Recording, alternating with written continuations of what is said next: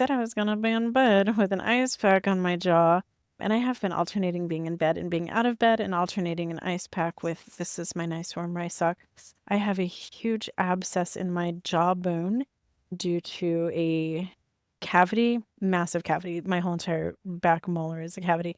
And I just started antibiotics last night. I'm in so much pain I can't even think, and I cannot have it extracted at the oral surgeon until Wednesday. So wanted to just add a little bit of a clarification on the videos that I've been posting about the Mormon self-help couple that me and my husband got mixed up in that literally destroyed our lives.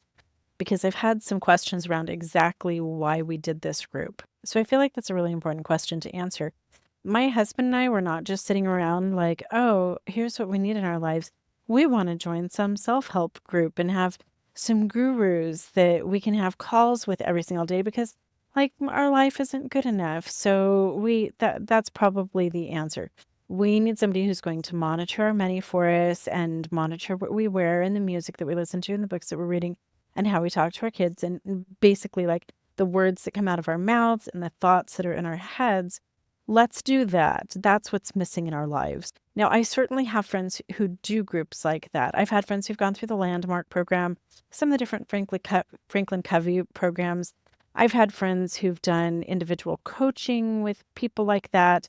And I've had a big group of friends who's done the Tony Robbins stuff and other related things. Bob Proctor is out one of them. And I've certainly read those books and listened to the podcasts and participated in different summits and things like that with some of these myself. I've read all of the books. And while I absolutely believe in self-improvement and I'm always working to be a better person and learn as much as I can, and throughout the 24 years that I was married to my husband, I was desperately always seeking for ways to improve our relationship, our marriage, and make my home life less horrendous. But I never correlated self-help gurus with the answer to that. Also, during this time period, I was critically ill. And while I would occasionally get up and get showered and get dressed and go somewhere like a school event or church on Sundays, things like that, or if I had a couple hours that I just happened to miraculously have a little window of time that I felt okay, then certainly I'd get up and do something. But most of the time I was in bed very, very, very sick or running around to doctor's appointments, giving blood, going to treatment. And throughout all of this, my husband was taking care of the kids and managing our family as well as caring for me.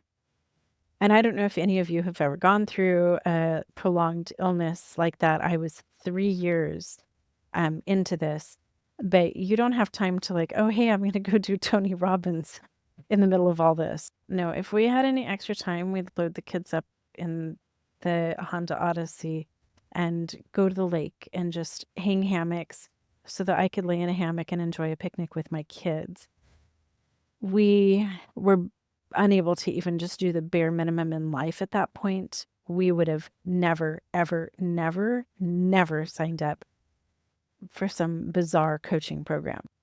When we asked for some financial help from our bishop referred us to Sarah and Bob. He told us that in order to get any food from the bishop's storehouse, any assistance with utilities, with any portion of our mortgage payment, I think that I asked for a little bit of help with medical insurance and things like that, that we would be mandated to participate in this program. And no, it wasn't because Jake had any type of addictions that he was dealing with that at that point. Everything was very much undercover. I think that he did have addictions he was dealing with, but we were specifically referred as a family because we were poor and because I was sick. And they believed that God would heal me through participating in this program. And it was given to us as a requirement. So in the email that I posted in my other video where Jake was like, I never wanted to do this, the bishop told us that in order for us to receive any help getting groceries and things like that we had to do this program, have this couple on our account, do the classes, which, I mean, we had something every single day, 7 days a week. I know you see that on the Ruby Frankie movie, how that like Kevin is in a group and Ruby's in a group, and they're doing like, it has all of the people in like the Zoom call on their computers. That was us all the time. And the Wednesday night one was so late at night. I remember just how much time it was taking away from our kids and just our normal life, on top of already having so much time taken away from our lives with church and everything that we had to do in our Mormon ward to begin with.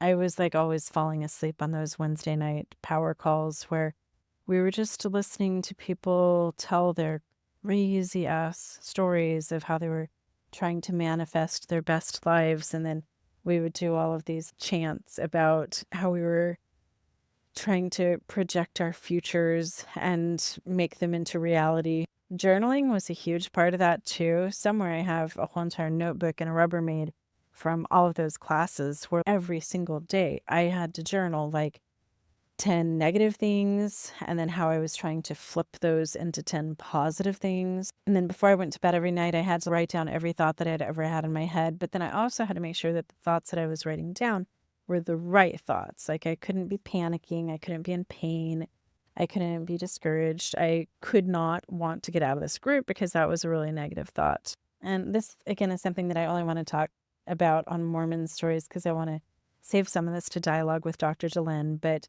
we never paid for any of these sessions, but the couple was using us to do videos and write testimonials and all kinds of stuff. I was already an influencer. I had a huge blog and stuff, and right away I became like their little poster child. Thank you. It's weird how bonding their whole entire program was too. And that not only did I feel like Sarah was my best friend, I felt like she was the best friend that I had ever had in my entire life. Like she knew me and saw me and understood me more than anybody ever had. And I felt the same way about Bob too, especially after he did the GoFund and literally saved my life from the C. diff that had killed me and caused the NDE originally. I felt like we had had some divine purpose where we were all drawn together in this life, almost like soulmates, but like friend soulmates. And I know that Jake felt the same way. And so when they turned on us and Bob told us that we were going to lose the battle against Satan, it was so terrifying. Like the best friends that we've ever had, our like eternal soulmates, have just turned on us. And yes, this couple is still out there. They are still doing this. They're still operating this program, and they are still direct marketing to priesthood leaders so that they can get referred to other couples like us through the priesthood leaders. Cults are so weird, so wild.